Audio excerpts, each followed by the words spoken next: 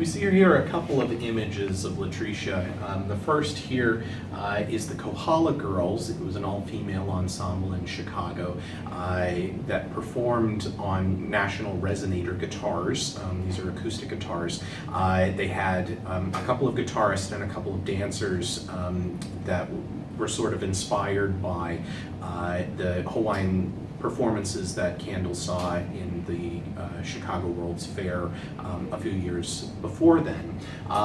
Right next to that, we have a photo of Letritia Kandle standing next to Paul Whiteman, a famous dance band leader from Chicago in the early 1930s. It's an ensemble that was famous for premiering Rhapsody in Blue and Ferd Graffet's Grand Canyon Suite, and this is Kandle's role was not as a member of the ensemble, but as a member of the radio orchestra that performed in between the Whiteman acts. So what we have of her in terms of audio recordings are short, brief snippets of sound that she performed as the radio announcer would do his little spiel to say, and here was the Paul Whiteman Orchestra, and she would perform in those sort of intermediary acts.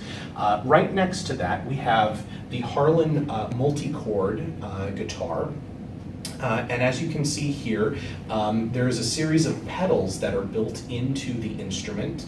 Kandle was an endorser of this particular instrument, did not design it or construct it herself, but endorsed the instrument. And it achieved different tuning systems via these pedals. As soon as one pressed down, depressed the pedal, the intonation would change on the instrument. So instead of having to retune your guitar every single time you're playing a different piece, you could push down a different pedal and get a different tuning sound.